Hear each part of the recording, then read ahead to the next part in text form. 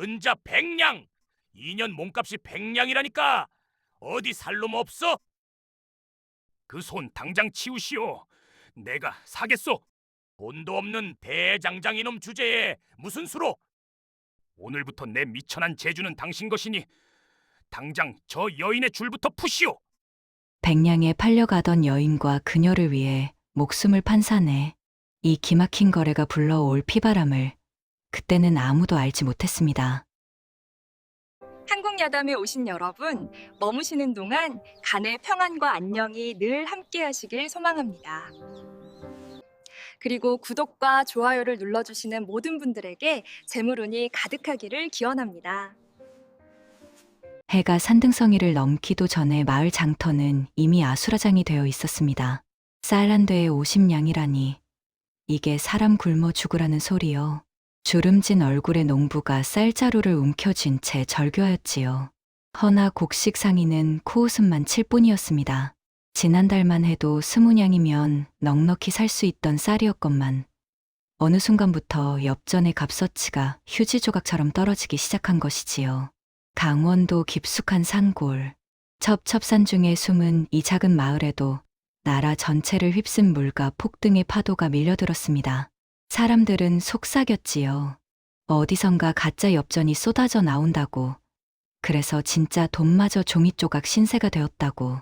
무열은 그 소란을 등지고 대장간으로 향하였습니다. 35해를 살아온 사내의 등짝에는 숟가루가 두텁게 내려앉아 있었지요. 상투를 틀어 올린 머리카락 사이로도 검은 그을음이 배어 있었고 구리빛으로 그을린 피부 위로 핏줄이 굵직하게 솟아 있었습니다. 대장장이, 쇠를 다루는 자, 그것이 지금 무열에게 허락된 유일한 이름이었습니다. 삼촌, 대장간 앞에서 작은 그림자가 뛰어나왔습니다. 7살 난 계집아이 설아였지요. 쪽빛 저고리가 여기저기 기워져 있었으나 그 눈동자만큼은 맑은 샘물처럼 빛났습니다. 오늘 장에서 뭐 사러 왔어요? 무열은 말없이 품에서 작은 보따리를 꺼냈습니다. 누런 조 몇 줌이 전부였지요. 설아의 눈에 잠깐 실망의 빛이 스쳤으나 이내 해맑은 웃음으로 바뀌었습니다. 괜찮아요. 죽 끓이면 배불러요. 무열은 그 작은 머리를 쓰다듬으며 대장간 안으로 들어섰습니다. 풀무 옆에 쌓인 쇳덩이들이 희미한 잿빛빛을 뿜고 있었지요. 예전 같으면 관아에서 주문이 끊이지 않던 시절도 있었건만 요즘은 홈이 하나 주문하는 이도 드물었습니다. 무열은 망치를 집어 들었습니다. 아버지에게서 물려받은 낡은 망치. 자루가 중간쯤에서 부러져 철사로 감아놓은 볼품없는 물건이었지요. 그러나 무열에게 이 망치는 세상 무엇과도 바꿀 수 없는 보물이었습니다. 쇠가 달구어지기 시작하였습니다. 시뻘건 빛이 어둠을 밀어내자 무열의 귀가 미세하게 움직였습니다. 쇠가 노래하고 있었지요. 달구어진 금속이 내는 미세한 진동. 그 울림 속에 담긴 쇠의 성질을 무열은 들을 수 있었습니다. 이 쇳덩이는 강하나 부러지기 쉽다. 저것은 무르나 잘 휘어진다. 남들은 눈으로 보고 손으로 만져야 알 수 있는 것을 무열은 오직 소리만으로 간파하였지요. 청각적 천재성, 금속의 소리를 듣는 자. 그것이 한때 무열을 왕실 병기창에 으뜸 재련사로 만들어 주었던 재능이었습니다. 그러나 그 재능이 곧 화근이 되었다는 것을 무열은 뼈저리게 알고 있었지요. 설아가 풀무지를 거들며 물었습니다. 삼촌, 오늘도 그 소리 들려요? 쇠가 말하는 소리. 들린다. 뭐라고 해요? 무열은 시뻘건 쇳덩이를 바라보며 낮게 중얼거렸습니다. 버텨라. 하고 있구나. 설아는 고개를 갸웃거렸습니다. 그 순간 아이의 몸이 미세하게 떨렸지요. 설아에게는 특별한 감각이 있었습니다. 땅의 진동, 발걸음의 울림, 다가오는 위험을 온몸으로 느끼는 능력. 그래서 설아는 무열이 귀로 쇠의 소리를 듣듯 발바닥으로 세상의 움직임을 읽을 수 있었지요. 삼촌, 누가 와요. 여러 명이에요. 그리고 무거운 거 끌고 와요. 무열의 눈이 날카롭게 빛났습니다. 발걸음 소리가 점점 가까워졌습니다. 쿵쿵쿵. 장화 소리였지요. 보통 농군이나 장사치의 발걸음이 아니었습니다. 무열은 설아를 풀무 뒤로 밀어넣으며 대장간 입구를 바라보았습니다. 거기 대장장이 있느냐? 문을 밀치고 들어선 자는 30대 초반의 건장한 사내였습니다. 얼굴에 칼자국이 길게 나 있었고 허리춤에는 환도가 번들거리고 있었지요. 그 뒤로 대여섯 명의 졸개들이 줄줄이 따라 들어왔습니다. 조 대인께서 부르신다. 따라오너라. 조 대인. 그 이름을 듣는 순간 무열의 눈꺼풀이 가늘게 떨렸습니다. 조칠성. 철암리를 소나기에 쥔 권력자. 관아의 아전들조차 그의 눈치를 보는 자.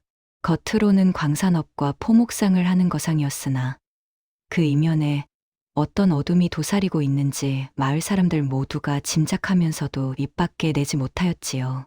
무슨 일이오? 무열이 낮은 목소리로 물었습니다. 칼자국 사내가 코웃음을 쳤지요. 내까지 것이 알바 아니다. 시키면 시키는 대로 하면 될 것을. 무열은 설아를 돌아보았습니다. 아이가 저고리 자락을 꼭 움켜쥐고 있었지요. 겁에 질린 눈이었으나 울음을 삼키며 고개를 끄덕였습니다. 괜찮아요, 삼촌. 빨리 다녀와요. 무열은 망치를 내려놓고 졸개들을 따라 대장간을 나섰습니다. 조칠성의 저택은 마을 뒷산 기슭에 자리 잡고 있었습니다. 기와집 여러 채가 담장 안에 늘어서 있었고 그 규모가 웬만한 관아보다 화려하였지요. 문 앞에는 무장한 사내들이 보초를 서고 있었습니다. 무열이 안으로 들어서자 넓은 마루에 한 사내가 앉아 있었습니다. 40대 중반의 나이, 눈매가 가늘고 길었으며 입꼬리가 항상 비스듬히 올라가 있어 웃는 것인지 비웃는 것인지 알 수 없는 인상이었지요. 비단 도포가 몸을 감싸고 있었고 손가락마다 금반지가 번쩍였습니다. 조칠성이었습니다. 오, 왔느냐? 철암리의 귀한 대장장이가. 조칠성의 목소리는 꿀처럼 달콤하였습니다. 그러나 무열은 그 단맛 속에 숨은 독을 알아차렸지요. 부르신 연유가 무엇이옵니까? 허, 딱딱하기는 그저 인재를 아끼는 마음에 불렀을 뿐이다. 조칠성이 손을 내저었습니다. 그러자 하인이 쟁반을 들고 들어왔지요. 쟁반 위에는 엽전 꾸러미가 가득 쌓여 있었습니다. 자네 실력이 제법이라 들었네. 어디서 그런 솜씨를 익혔는가. 무열의 눈이 엽전 위에 머물렀습니다. 언뜻 보기에는 여느 상평통보와 다를 바 없었지요. 그러나 무열의 귀에는 들렸습니다. 쟁반이 흔들릴 때 엽전들이 부딪히며 내는 소리가 묘하게 탁하였지요. 진짜 엽전이라면 청아한 금소금이 나야 하건만 이것은 납이 섞인 위조품의 울림이었습니다. 무열은 내색하지 않았습니다. 떠돌아다니며 어깨너머로 배웠을 뿐이옵니다. 겸손하군. 좋아. 나는 겸손한 자를 아끼지. 조칠성이 몸을 앞으로 기울였습니다. 그 눈이 무열을 훑었지요. 품평하듯 가격을 매기듯 내게 일하지 않겠느냐. 좋은 대우를 해주마. 무슨 일을 하라는 것이옵니까? 쇠를 다루는 일이지. 자네가 제일 잘하는 것 말이야.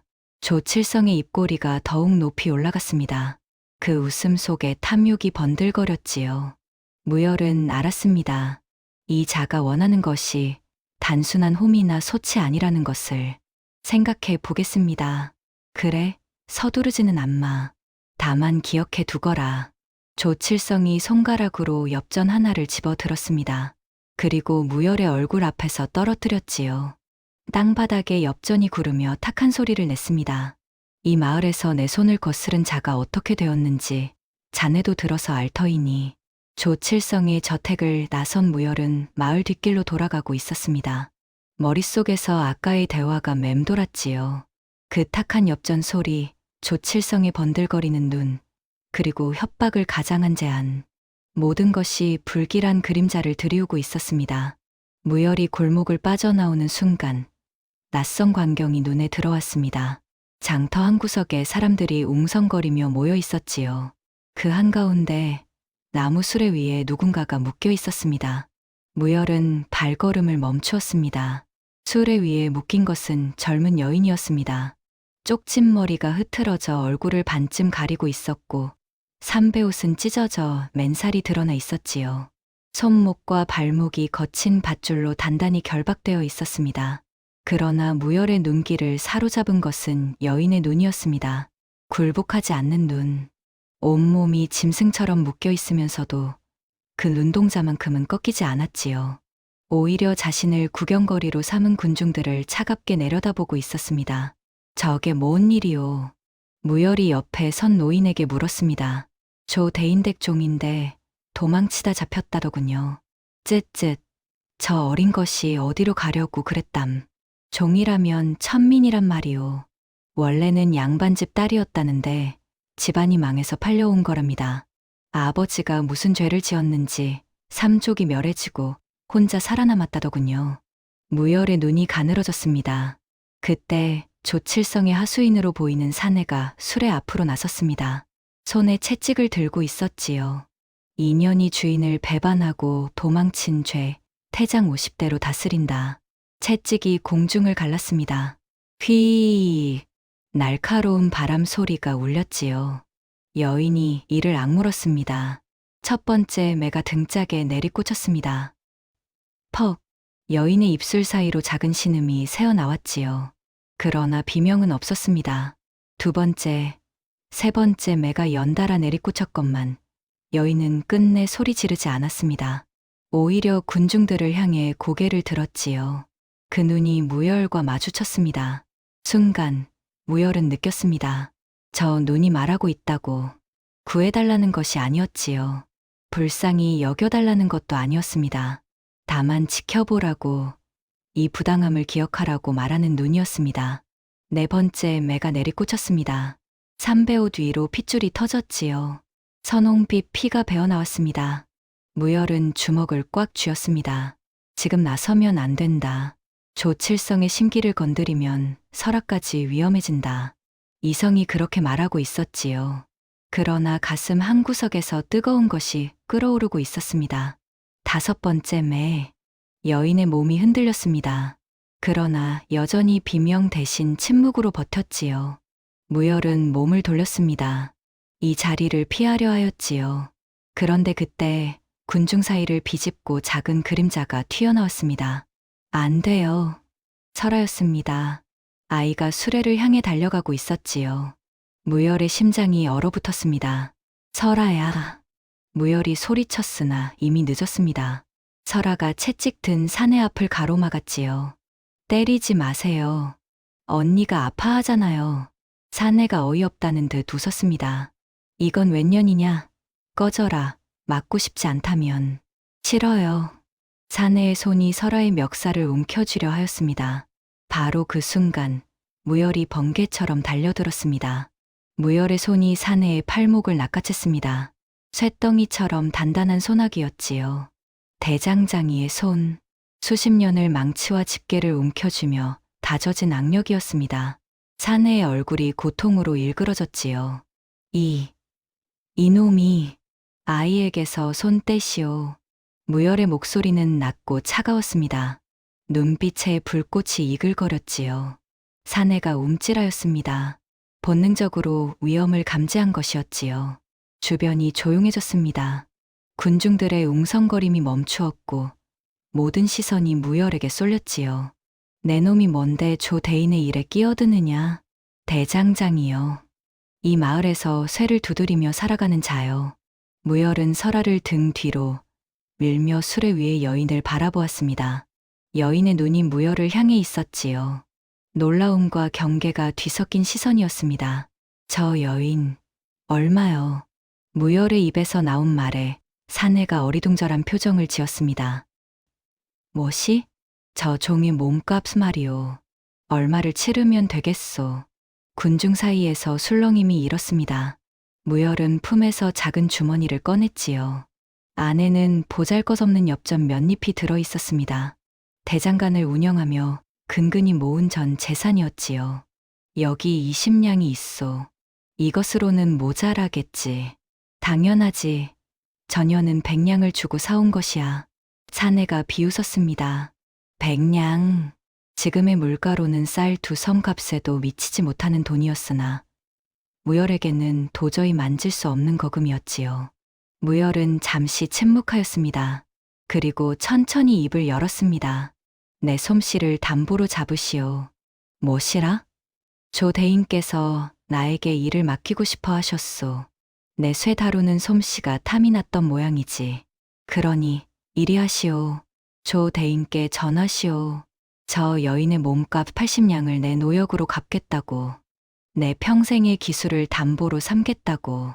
무열의 목소리는 담담하였습니다. 그러나 그 말의 무게는 결코 가볍지 않았지요. 평생 노역. 그것은 곧 자유를 버리겠다는 선언이었습니다. 사내가 눈을 굴렸습니다. 잠시 머뭇거리더니 고개를 끄덕였지요. 좋다. 조 대인께 여쭤보마. 대신 내 놈이 도망치면 저 어린 것 목숨은 없는 줄 알아라. 사내가 설아를 턱으로 가리켰습니다. 무열의 눈이 차갑게 빛났지요. 그러나 고개를 끄덕였습니다. 얼마 후 전령이 돌아왔습니다. 조칠성의 허락이 떨어진 것이지요. 여인의 결박이 풀렸습니다. 무열은 비틀거리는 여인에게 다가갔습니다. 등에 난 채찍 자국에서 피가 흘러내리고 있었지요. 무열은 자신의 겉옷을 벗어 여인의 어깨에 걸쳐 주었습니다. 걸을 수 있겠소? 상관 말아요. 여인의 목소리는 거칠었습니다. 경계심이 가득하였지요. 당신이 왜 이러는지 모르겠지만 나는 누구에게도 빚지기 싫어요. 빚이 아니오. 무열은 담담히 말하였습니다. 그냥 쇳덩이 하나 주운 것이라 생각하시오. 녹슬고 부러진 쇳덩이. 아무도 거들떠보지 않는 고철 말이오. 그런 것을 주워다 새로 벼리는 것이 내 일이니. 여인의 눈이 흔들렸습니다.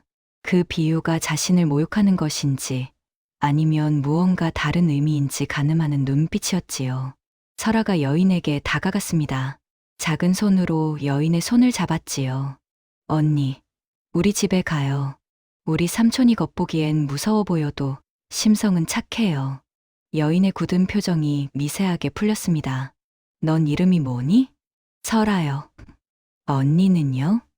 여인은 잠시 망설이더니 낮게 대답하였습니다. 소희라고 해. 그날 밤 무열의 대장간은 고요하였습니다. 화덕의 불씨만이 희미하게 타오르며 어둠을 밀어내고 있었지요. 소희는 대장간 한 구석에 몸을 웅크리고 앉아 있었습니다. 등의 상처는 무열이 약초를 발라 싸맸으나 통증은 여전한 듯하였지요. 설아는 소희 곁에 바짝 붙어 앉아 있었습니다. 이상하게도 아이는 처음 본 이 여인에게서 떨어지려 하지 않았지요. 언니, 아파요? 조금. 삼촌이 약 잘 발라줬어요. 금방 나을 거예요. 소희의 입꼬리가 아주 미세하게 올라갔습니다. 웃음이라 하기엔 너무 희미하였지만 완전한 무표정은 아니었지요. 무열은 풀무 앞에 앉아 불씨를 지키고 있었습니다. 입을 열지 않았지요. 물을 것도 없었고 물어서는 안 될 것 같았습니다. 다만 소희가 먼저 말할 때까지 기다렸습니다. 한참이 지나서야 소희가 입을 열었습니다. 당신은 바보예요. 무열은 고개를 돌렸지요. 그렇게 들으니 기분이 묘하오. 조칠성이 어떤 자인지 알아요? 평생 노역을 담보로 잡혔다는 게 무슨 뜻인지 알기나 해요? 알고 있소. 그런데 왜 그런 짓을 한 거예요? 나 같은 종년 하나 때문에. 무열은 잠시 침묵하였습니다. 그리고 천천히 말하였지요. 쇠에도 결이 있소. 네? 좋은 쇠는 아무리 두들겨도 부러지지 않소. 휘어질 뿐이지. 당신 눈에서 그 결을 보았소. 꺾이지 않는 결. 그런 쇠를 녹슬게 내버려 두는 것은 대장장이의 도리가 아니오. 소희는 멍하니 무열을 바라보았습니다. 그 눈에 알 수 없는 감정이 스쳐 지나갔지요. 이상한 사람이네요. 종종 듣는 말이오. 설아가 끼어들었습니다. 삼촌은 쇠 말고는 관심 없어요. 이상해요. 무열이 헛기침을 하였지요. 소희가 품속에서 무언가를 꺼냈습니다. 작은 숟가락이었지요. 노쇠로 만들어진 숟가락인데 한쪽 면이 검게 그을려 있었습니다. 이게 뭐요? 무열이 물었습니다. 아버지 유품이에요. 소희의 목소리가 낮아졌지요. 아버지는 직관이었어요. 땅의 기운과 물의 흐름을 읽는 풍수지리사요. 나라에서 알아주는 분이셨지요. 그런데 1년 전 누명을 쓰고 돌아가셨어요. 무슨 누명인지 말해 줄 수 있어? 소희는 숟가락을 꼭 쥐었습니다. 영모의 땅을 골랐다는 죄목이에요. 말도 안 되는 죄지요. 아버지는 그저 어느 양반의 청탁을 받고 집터를 잡아주셨을 뿐인데 그 양반이 영모에 연루되자 아버지까지 끌려 들어간 거예요. 그 양반이 누구인 것이오? 소희의 눈이 차갑게 빛났습니다. 조칠성의 경쟁자였어요. 무열의 미간이 좁혀졌지요. 그러니까 조칠성이 자기 경쟁자를 영모로 몰아 죽이면서 당신 아버지까지 함께 엮었다는 말이오? 그래요. 그리고 나는 유일하게 살아남은 증인이에요. 조칠성이 나를 종으로 삼아 가둬둔 것도 그 때문이지요. 죽이자니 의심받을까 두렵고 살려두자니 불안하니까. 소희의 손가락이 노숟가락을 쓰다듬었습니다. 이 숟가락은 아버지께서 제게 남겨주신 것이에요. 특별한 숟가락이지요. 특정한 합금에 닿으면 색이 변해요. 독을 감지하는 것처럼 보이지만 사실은 성분이 다른 금속을 구별하는 것이에요. 무열의 눈이 반짝였습니다. 그런 것이 있어? 아버지께서 만드신 거예요. 지관은 땅 속의 금맥과 광석도 살피거든요. 이 숟가락으로 진짜 금과 가짜 금을 구별하셨지요. 무열은 잠시 생각에 잠겼습니다. 그리고 품에서 아까 조칠성의 저택에서 떨어뜨렸던 엽전 하나를 꺼냈지요. 수레 아래 굴러가 있던 것을 몰래 주워온 것이었습니다. 이것에 한번 대보겠소. 소희가 눈을 가늘게 떴습니다. 의아함과 경계가 뒤섞인 시선이었지요. 그러나 숟가락을 엽전에 가져다 대었습니다. 순간 노숟가락의 검은 부분이 붉은 빛으로 변하였습니다. 소희의 얼굴이 굳어졌지요. 이건 납이 섞여 있어요. 그것도 아주 많이. 알고 있소. 무열의 목소리가 낮아졌습니다. 이 마을에 가짜 엽전이 돌고 있어. 그것 때문에 물가가 미쳐 돌아가고 있지. 그리고 그 가짜 엽전을 만드는 자가 누구인지 나는 짐작하고 있어. 소희가 숨을 들이켰습니다. 조칠성. 그렇소. 두 사람의 눈이 마주쳤습니다. 화덕의 불빛이 두 얼굴을 붉게 물들였지요. 당신이 나를 산 진짜 이유가 뭐예요? 소희가 물었습니다. 무열은 부러진 망치 자루를 바라보았습니다. 그 안에 무엇이 숨겨져 있는지 아직 소희에게 말할 때는 아니었지요. 아까 말하지 않았소. 쇠의 결을 보았다고. 소희는 잠시 무열을 응시하였습니다. 그리고 고개를 끄덕였지요. 좋아요. 일단은 믿어볼게요. 대신 하나 물을게요. 뭐요? 당신도 조칠성에게 원한이 있어요? 무열은 대답하지 않았습니다. 다만 화덕의 불씨를 바라보았지요. 그 눈에 차갑고도 뜨거운 무언가가 타오르고 있었습니다. 설아가 어느새 잠들어 있었습니다. 작은 숨소리가 대장간에 퍼졌지요. 무열은 아이의 이마에 손을 얹으며 낮게 중얼거렸습니다. 쇠는 거짓을 말하지 않소. 언젠가 그 진실이 드러날 것이오. 사흘이 지났습니다. 소희의 등에 난 채찍 자국은 아직 아물지 않았으나 움직이는 데는 지장이 없을 만큼 회복되었지요. 무열은 소희에게 억지로 일을 시키지 않았습니다. 다만 대장간 한 구석에 자리를 마련해주고 먹을 것을 나누었을 뿐이지요. 그러나 소희는 가만히 앉아있지 않았습니다. 이 터가 예사롭지 않네요. 아침 해가 대장간 지붕을 넘어올 무렵 소희가 마당을 거닐며 중얼거렸습니다. 맨발이었지요. 발바닥으로 흙의 감촉을 느끼고 있는 듯하였습니다. 무열이 풀무지를 멈추고 고개를 돌렸습니다.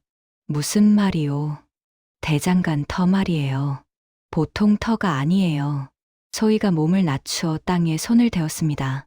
눈을 감았지요. 잠시 후 눈을 떴을 때 그 안에 놀라움이 서려 있었습니다. 여기 아래로 철맥이 흐르고 있어요. 아주 깊은 곳에. 그리고 지하수의 흐름이 그 철맥을 감싸 돌고 있지요. 이런 터는 쇠의 명당이라 불러요. 여기서 별인 쇠는 다른 곳에서 별인 것보다 강하고 유연해져요. 무열의 눈이 가늘어졌습니다. 그런 것을 어찌 아시오? 아버지께 배웠어요. 지관은 땅의 기운을 읽는 자니까요. 집터만 보는 게 아니에요.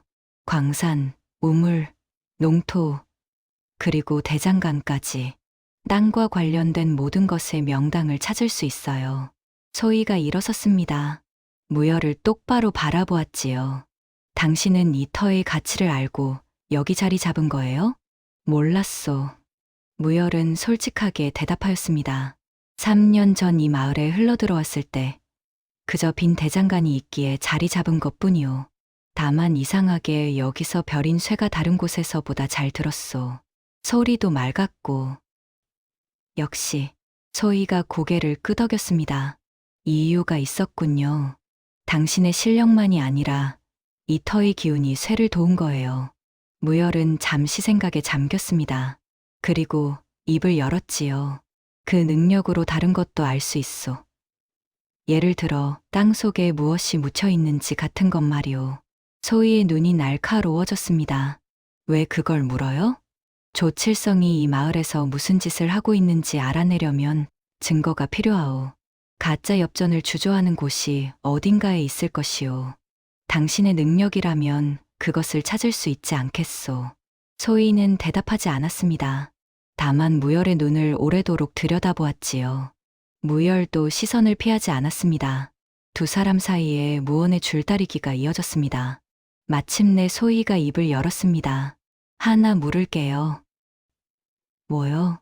당신 정말로 그냥 떠돌이 대장장이에요? 무열의 표정이 미세하게 굳었습니다. 왜 그런 것을 묻소? 당신이 쇠를 다루는 솜씨를 봤어요. 어제 호미 하나 고치는 것도 봤고, 그건 보통 대장장이의 솜씨가 아니에요. 왕실 병기창에서나 볼 수 있는 기술이지요. 무열은 침묵하였습니다. 소희가 말을 이었지요. 나도 비밀이 있으니 당신의 비밀을 캐려는 건 아니에요. 다만 알고 싶어요. 당신이 조칠성을 쓰러뜨리려는 이유가 단순한 정의감인지 아니면 다른 무언가가 있는지. 무열은 한참을 침묵하였습니다. 그리고 천천히 입을 열었지요. 7년 전 나는 한양에 있었소. 소희의 눈이 커졌습니다. 왕실 병기창의 재련사였소. 천재라는 소리를 들었지. 금속의 소리를 듣는 능력 덕분이었소. 어떤 쇳덩이든 그 성질을 꿰뚫어 보았고 누구도 벼리지 못하는 합금을 다룰 수 있었소. 무열의 목소리가 낮아졌습니다. 그런데 어느 날 병기창에서 구리가 사라지기 시작하였소. 왕실에 바칠 화폐의 재료가 되는 귀한 구리였지. 나는 그 구리의 행방을 추적하다가 우연히 진실에 가까워졌소. 그리고 그 순간 누명을 썼소. 누명이라면 구리를 훔친 자로 몰린 것이요. 증거가 조작되었고 증인이 매수되었지. 나는 하루아침에 역적이 되었소. 도망치지 않았다면 참 수당했을 것이요. 소희가 숨을 들이켰습니다. 그 구리를 훔친 진짜 범인이 조칠성이요. 무열의 눈에 차가운 불꽃이 일렁였습니다. 그자는 당시 한양에서 장사를 하던 상인이었소. 병기창의 관리와 결탁하여 구리를 빼돌렸지. 그리고 그 구리로 위조엽전을 만들어 재산을 불렸소. 나는 그 사실을 알아차린 유일한 자였기에 제거 대상이 된 것이오. 그래서 이 산골까지 숨어든 거군요. 그렇소. 그리고 3년 전 조칠성이 이 마을로 내려왔다는 소문을 들었소. 한양에서의 일이 위험해지자 이곳으로 근거지를 옮긴 것이지. 나는 그자를 쫓아왔소. 증거를 잡기 위해. 소희는 잠시 생각에 잠겼습니다. 그리고 고개를 끄덕였지요. 알겠어요. 당신의 사정을 도와주겠소? 내 원수이기도 하니까요. 소희가 쓸쓸하게 웃었습니다. 조칠성은 내 아버지를 죽였고 당신의 인생을 망쳤어요. 우리는 같은 원수를 가진 셈이지요. 설아가 마루에서 뛰어내리며 끼어들었습니다. 나도 도울래요. 무열이 고개를 저었지요. 넌 위험해. 가만히 있어야 한다. 싫어요. 나도 느낄 수 있어요. 땅이 울리는 거, 나쁜 사람이 오는 거, 도움이 될 수 있어요. 소희가 설아를 바라보았습니다. 그리고 무열에게 물었지요. 이 아이도 특별한 감각이 있는 거예요? 그렇소. 진동을 느끼오. 발걸음, 수레바퀴, 땅의 울림. 그런 것들을 몸으로 감지하지. 신기하네요. 당신은 소리를 듣고, 이 아이는 진동을 느끼고, 나는 땅의 기운을 읽고, 소희가 혼잣말처럼 중얼거렸습니다. 어쩌면 우리 셋이 모인 게 우연이 아닐지도 모르겠네요. 닷새가 더 지났습니다. 소희는 대장간 일에 자연스럽게 녹아들었지요. 힘든 풀무질이나 쇠를 나르는 일은 하지 않았으나 다른 방식으로 무열을 도왔습니다. 오늘 바람이 북동쪽에서 불어요. 화덕의 방향을 살짝 틀면 열효율이 좋아질 거예요. 이 쇳덩이는 땅 기운이 약해요. 하루 정도 흙에 묻어두었다가 쓰면 결이 좋아질 거예요. 소희의 조언은 언뜻 미신처럼 들렸으나 실제로 따라해보면 효과가 있었지요. 무열은 처음에는 반신반의하였으나 점차 소희의 능력을 인정하게 되었습니다. 당신 아버지는 대단한 분이셨소. 어느 날 저녁 무열이 말하였습니다. 소희가 희미하게 웃었지요. 네, 나라에서 가장 뛰어난 직관이셨어요. 임금께서 궁궐에 증축을 명하셨을 때 아버지께서 터를 잡으셨지요. 그 공로로 벼슬까지 받으셨어요. 그런 분이 어찌 조칠성의 덫에 걸린 거예요. 소희의 목소리가 어두워졌습니다.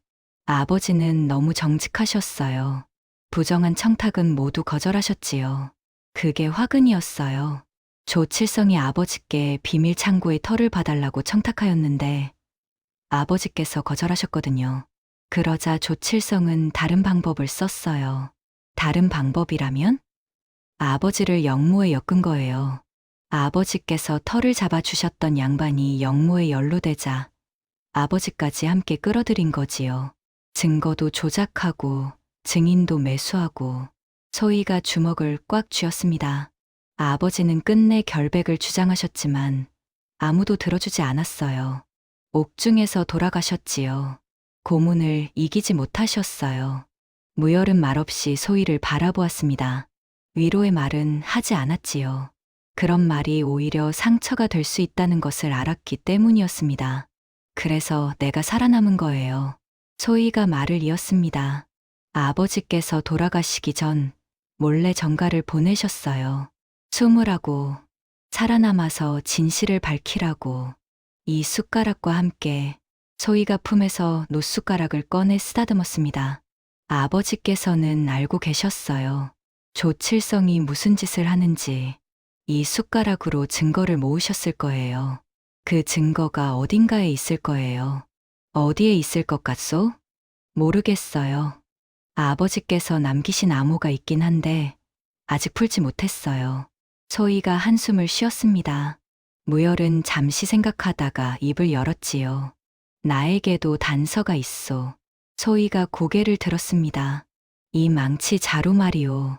무열이 부러진 망치를 들어보였습니다. 낡고 볼품없는 물건이었지요. 아버지의 유품이오. 아버지도 대장장이었소. 변기창에서 일하셨지.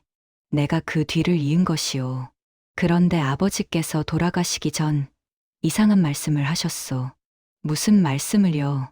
망치 속에 진실이 있다고. 때가 되면 알게 될 것이라고. 무열이 망치 자루를 쓰다듬었습니다. 아직 그 의미를 모르오. 자루를 아무리 살펴봐도 특별한 것이 없었소. 그냥 나무 자루일 뿐이오. 소희가 망치를 유심히 바라보았습니다. 그리고 손을 내밀었지요. 잠깐 볼 수 있을까요? 무열이 망치를 건넸습니다. 소희가 망치 자루를 손으로 감싸 쥐었지요. 눈을 감았습니다. 한참이 지났습니다. 이 나무, 특별해요. 소희가 눈을 떴습니다. 느티나무인데 아주 오래된 나무예요. 100년은 넘었을 거예요. 그리고 이 나무가 자란 곳은 명당이에요. 기운이 아주 강해요. 그게 무슨 의미가 있어. 명당의 나무는 단단해요. 썩지 않지요. 그래서 귀한 것을 숨기는 데 쓰여요. 소희의 눈이 빛났습니다. 이 자루 안에 뭔가 있을지도 몰라요. 속이 비어 있거나 무언가가 끼워져 있거나. 무열의 표정이 변하였습니다. 그런 생각은 해본 적이 없소. 지금 확인해 볼까요? 아직은 안 돼요. 무열이 고개를 저었습니다. 이 망치는 내가 쇠를 벼릴 때 쓰는 유일한 연장이오. 부수어 확인하려면 다른 망치가 필요하오. 지금은 때가 아니오. 소희가 고개를 끄덕였습니다. 알겠어요. 때가 되면 알려줘요. 열흘이 지났습니다. 조칠성의 부름이 왔지요. 내일 아침 저택으로 오너라. 맡길 일이 있다. 전가를 가져온 하인은 그 말만 남기고 사라졌습니다. 무열은 표정 없이 그 뒷모습을 바라보았지요. 소희가 다가왔습니다. 드디어 부르는군요. 예상한 일이오. 내 솜씨를 시험하려는 것이지. 조심해요. 조칠성은 교활해요. 함부로 속내를 드러내면 안 돼요. 무열이 고개를 끄덕였습니다. 다음 날 아침, 무열은 조칠성의 저택으로 향하였습니다. 설아와 소희는 대장간에 남았지요. 소희가 설아의 손을 잡으며 말하였습니다. 우리는 여기서 기다리자. 삼촌이 돌아오실 때까지. 삼촌 괜찮을까요? 괜찮을 거야. 삼촌은 강한 분이니까. 설아가 고개를 끄덕였습니다. 그러나 작은 손이 미세하게 떨리고 있었지요. 조칠성의 저택에 도착한 무열은 넓은 마당으로 안내되었습니다. 마당 한가운데에 모로와 화덕이 놓여 있었지요. 그리고 그 앞에 조칠성이 서 있었습니다. 왔느냐? 조칠성의 입꼬리가 올라갔습니다. 자네 솜씨가 어느 정도인지 직접 보고 싶었네. 말로만 들으니 답답해서 말이야. 무엇을 만들어 드리면 되겠습니까? 이것을 보게. 조칠성이 손짓하자 하인이 천 조각에 쌓인 무언가를 가져왔습니다. 천을 벗기자 부러진 칼날이 드러났지요. 반으로 동강난 환도였습니다. 이 칼은 선친께서 물려주신 것이네. 그런데 몇 해 전 사고로 부러졌지. 여러 대장장이에게 맡겨보았으나 아무도 고치지 못하였네. 조칠성이 무열을 바라보았습니다. 자네가 고칠 수 있겠나? 무열은 부러진 칼날을 집어들었습니다. 손가락으로 단면을 쓰다듬었지요. 그리고 귀를 기울였습니다. 칼이 노래하고 있었습니다. 부러진 고통, 버림받은 슬픔, 그리고 다시 하나가 되고 싶은 갈망. 금속의 울림 속에 그 모든 것이 담겨 있었지요. 고칠 수 있습니다. 무열이 대답하였습니다. 다만 시간이 필요합니다. 사흘을 주십시오. 사흘이면 되겠나? 됩니다. 조칠성의 눈이 가늘어졌습니다. 무열을 시험하는 눈빛이었지요. 좋다. 사흘 뒤에 다시 오게. 만약 고치지 못하면 자네가 담보로 잡힌 노역이 시작될 것이네. 알겠습니다. 무열은 부러진 칼날을 받아들고 저택을 나섰습니다. 대장간으로 돌아온 무열은 곧바로 작업에 들어갔습니다. 화덕에 불을 지피고 부러진 칼날을 살펴보았지요. 소희가 옆에서 지켜보았습니다. 고칠 수 있어요? 쉽지 않소. 무열이 칼날을 들어 햇빛에 비추었습니다. 이 칼은 특별한 합금으로 만들어졌소. 강철에 소량의 니켈이 섞여 있소. 아마 외국에서 건너온 기술일 것이오. 부러진 단면을 보시오. 결정 구조가 복잡하오. 일반적인 용접으로는 절대 붙지 않소. 그럼 어떻게 해요? 같은 합금으로 이음새를 만들어야 하오. 그리고 특별한 온도에서 접합해야 하지. 온도가 조금만 틀어져도 칼 전체가 망가지오. 무열이 화덕을 바라보았습니다. 1200도에서 1300도 사이. 그 사이 100도 안에서 작업해야 하오. 눈으로는 구별할 수 없는 온도 차이요. 그걸 어떻게 알아요? 소리로 듣소. 무열이 희미하게 웃었습니다. 쇠가 특정 온도에 이르면 소리가 달라지오. 1200도에서는 낮은 웅웅거림이, 1300도에서는 높은 떨림이 나오지. 그 사이의 소리를 들으면 정확한 온도를 알 수 있어. 소희가 경탄하였습니다. 그런 능력이라니 정말 대단해요. 대단한 것이 아니요. 그냥 오래 들어서 익힌 것뿐이요. 무열이 작업을 시작하였습니다. 풀무가 쉴 새 없이 바람을 내뿜었고 화덕의 불꽃이 시뻘겋게 타올랐지요. 소희와 설아는 번갈아 풀무질을 도왔습니다.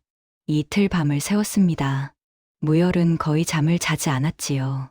눈이 충혈되고 손에 화상 자국이 늘어났으나 작업을 멈추지 않았습니다. 사흘째 되는 날 아침, 무열이 칼을 물통에 담갔습니다. 치익 하는 소리와 함께 하얀 김이 피어올랐지요. 무열이 칼을 꺼내 들었습니다.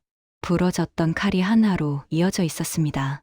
접합 부위에 희미한 선이 남아 있었으나 칼을 휘둘러 보면 전혀 흔들림이 없었지요. 오히려 부러지기 전보다 칼날이 더 예리하게 빛났습니다. 해냈어요. 소희가 탄성을 질렀습니다. 그냥 고친 것이 아니요. 무열이 말하였습니다. 더 강하게 만들었소. 접합 부위에 내 비법을 더하였지. 이 칼은 이제 웬만한 바위도 벨 수 있을 것이오. 소희가 무열을 바라보았습니다. 존경과 경외가 뒤섞인 눈빛이었지요. 당신 정말로 천재예요. 쇠가 도와준 것이오. 나는 그저 들었을 뿐이지. 무열이 칼을 쳐내 감쌌습니다. 이제 조칠성에게 가져다 주어야 하오. 조칠성은 칼을 받아들고 한참을 살펴보았습니다. 휘둘러 보고 빛에 비추어 보고 손가락으로 칼날을 쓸어 보았지요. 그 입꼬리가 점점 높이 올라갔습니다. 대단하군. 조칠성이 감탄하였습니다. 소문대로야. 아니, 소문 이상이군. 이 정도 솜씨라니. 과찬이십니다. 겸손하기는. 자네 같은 인재가 왜 이 상골에 묻혀 있었는지 모르겠군. 조칠성이 칼을 칼집에 넣으며 말하였습니다. 좋다. 자네를 인정하겠네. 앞으로 내 밑에서 일하게. 대우는 후하게 해주마. 감사합니다. 무열이 고개를 숙였습니다. 그러나 그 눈은 차갑게 빛나고 있었지요. 오늘부터 자네의 노역이 시작이네. 우선은 간단한 일부터 맡기지. 솜씨를 더 지켜본 후에 본격적인 일을 주겠네. 무슨 일이든 하겠습니다. 좋은 자세군. 조칠성이 만족스럽게 웃었습니다. 무열은 저택을 나서며 주변을 유심히 살폈습니다. 저택의 구조, 하인들의 동선, 경비의 배치, 모든 것을 눈에 담았지요. 대장간으로 돌아온 무열은 소희에게 보고하였습니다. 조칠성의 신임을 얻었소. 잘 됐네요. 하지만 아직 핵심에는 접근하지 못하였소. 가짜 엽전을 만드는 곳이 어딘지, 구리를 어디에 숨기고 있는지 아직 모르오. 소희가 생각에 잠겼습니다. 저도 한 가지 알아낸 게 있어요. 뭐요? 이 마을의 지도를 보고 있었어요. 아버지께서 남기신 자료 중에 이 근처에 지형도가 있었거든요. 그걸 보다가 이상한 점을 발견했어요. 소희가 종이를 펼쳤습니다. 손으로 그린 지도였지요. 여기 조칠성의 저택 뒤쪽으로 산줄기가 이어져 있어요. 그런데 지도에는 이 산줄기 안에 빈 공간이 표시되어 있어요. 빈 공간이라면 동굴이에요. 천연 동굴이거나 아니면 인공적으로 판 것이거나. 무열의 눈이 날카로워졌습니다. 그곳이 비밀 창고일 수도 있다는 말이오? 가능성이 높아요. 위조 엽전을 만들려면 화덕과 용광로가 필요하잖아요. 그런 시설은 연기가 많이 나요. 마을 안에서는 눈에 띄기 쉽지요. 하지만 산속 동굴이라면 숨기기 쉬워요. 무열이 지도를 살펴보았습니다. 확인해 볼 필요가 있어. 제가 가볼게요. 소희가 말하였습니다. 저는 땅의 기운을 읽을 수 있어요. 동굴 근처에 가면 그 안에 뭐가 있는지 알 수 있을 거예요. 위험하오. 알아요. 하지만 당신은 조칠성에게 감시당하고 있을 거예요. 움직이기 어려울 거예요. 저는 그냥 종년이에요. 산나물 캐러 간다고 하면 의심받지 않아요. 무열이 잠시 망설였습니다. 그러나 소희의 말이 맞았지요. 지금 무열이 움직이면 의심을 살 수 있었습니다. 조심하시오. 네, 소희가 고개를 끄덕였습니다. 그날 밤, 소희는 설아와 함께 대장간 마루에 앉아 있었습니다. 설아가 소희의 손을 잡으며 물었지요. 언니, 무서워요? 조금. 소희가 솔직하게 대답하였습니다. 근데 왜 가요? 해야 하니까. 소희가 설아의 머리를 쓰다듬었습니다. 설아야, 세상에는 해야 할 일이 있어. 무섭고 힘들어도 해야 하는 일. 그걸 피하면 평생 후회하게 돼. 나쁜 사람을 잡는 거예요? 그럼 나도 도울래요. 나도 느낄 수 있어요. 위험한 거. 소희가 설아를 꼭 안아주었습니다. 내가 있어서 든든해. 무열이 화덕 앞에서 그 광경을 바라보고 있었습니다. 입가에 희미한 미소가 번졌지요. 오랜만에 보는 따뜻한 풍경이었습니다. 소희가 산으로 간 것은 그 다음 날이었습니다. 바구니를 들고 산나무를 캐는 척하며 조칠성의 저택 뒷산으로 향하였지요. 설아는 대장간에서 무열과 함께 기다렸습니다. 한나절이 지났습니다. 해가 서쪽으로 기울 무렵 소희가 돌아왔습니다. 얼굴이 상기되어 있었지요. 찾았어요. 소희가 숨을 고르며 말하였습니다. 동굴이 있어요. 조칠성 저택 뒤쪽 산등성이를 넘으면 바위 틈 사이에 입구가 있어요. 겉에서는 잘 안 보여요. 덤불로 가려져 있거든요. 안에는 뭐가 있었소. 안까지는 못 들어갔어요. 입구에 사람이 지키고 있었거든요. 하지만 땅의 기운을 읽어봤어요. 소희의 눈이 빛났습니다. 금속의 기운이 아주 강해요. 구리, 납, 주석, 엽전을 만드는 재료들이에요. 그리고 불의 기운도 느껴져요. 용광로가 있는 거예요. 무열의 표정이 굳어졌습니다. 확실하오? 확실해요. 제 능력을 의심하는 거예요? 아니요. 믿소. 무열이 천천히 고개를 끄덕였습니다. 이제 증거가 필요하오. 그 동굴에서 위조 엽전이 만들어지고 있다는 증거. 그것만 있으면 조칠성을 잡을 수 있어. 어떻게 증거를 잡을 건데요? 방법을 생각해 봐야 하오. 무열이 화덕을 바라보았습니다. 그때 설아가 갑자기 몸을 떨었습니다. 삼촌, 누가 와요. 발걸음 소리가 들려왔습니다. 대장간 문이 열리고 조칠성의 하인이 들어섰지요. 대장장이, 조대인께서 부르신다. 당장 따라오너라. 무열이 소희를 돌아보았습니다.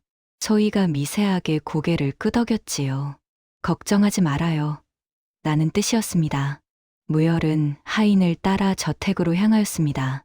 조칠성은 서재에서 무열을 기다리고 있었습니다. 탁자 위에 엽전 꾸러미가 놓여 있었지요.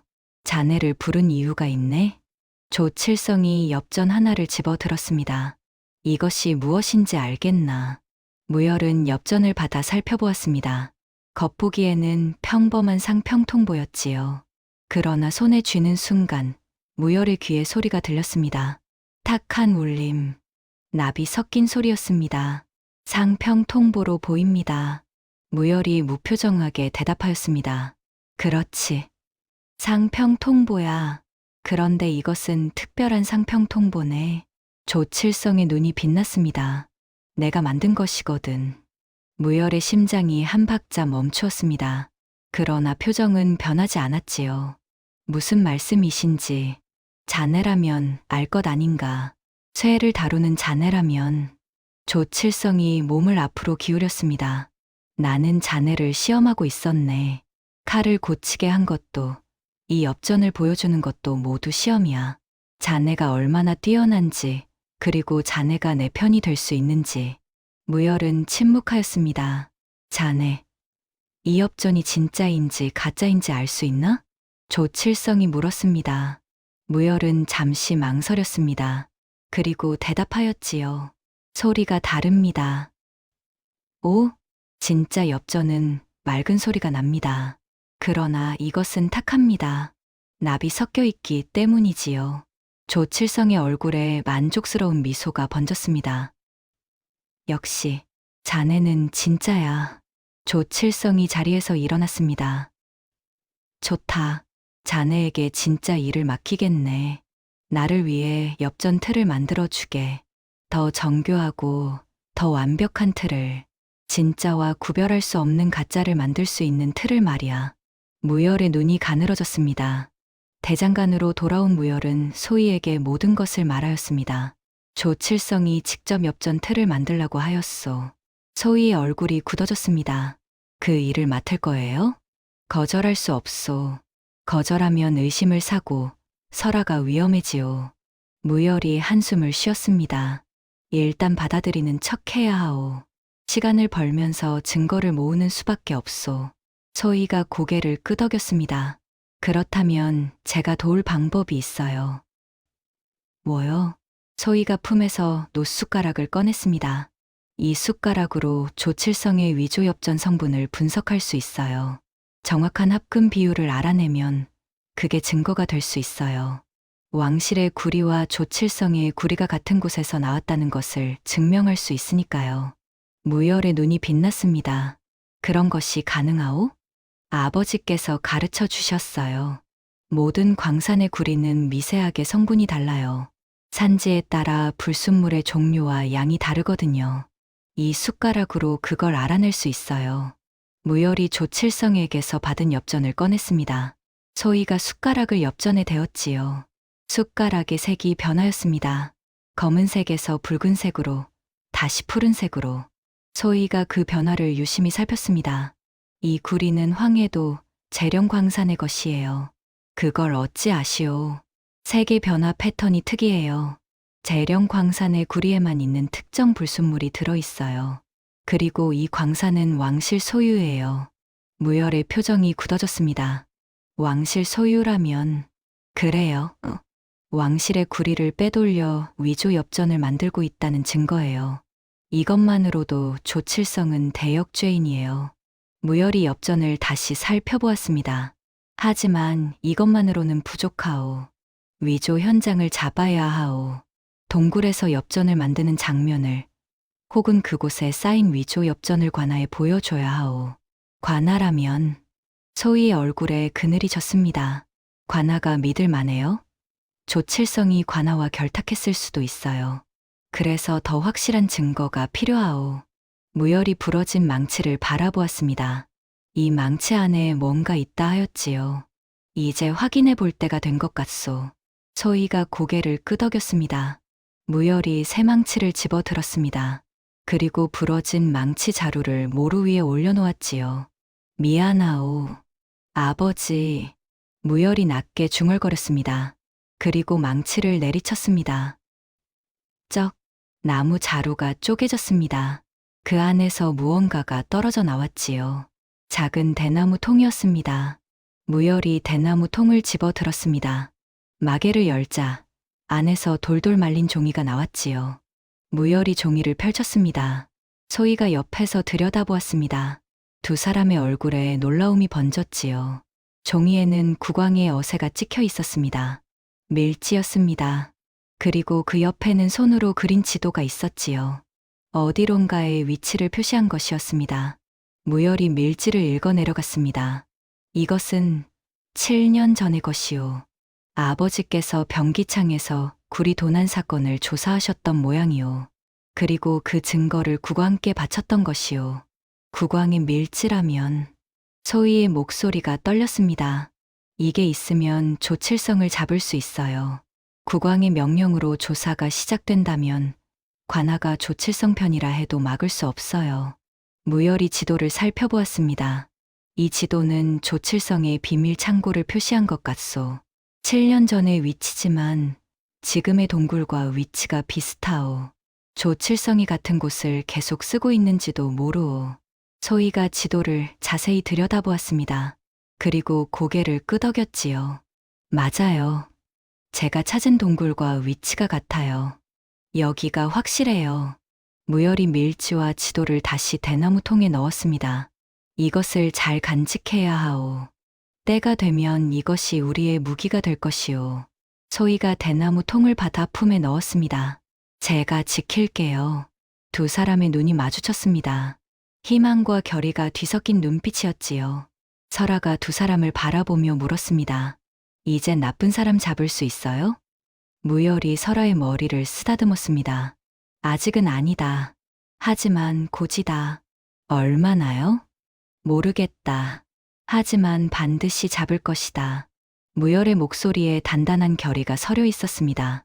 보름이 지났습니다.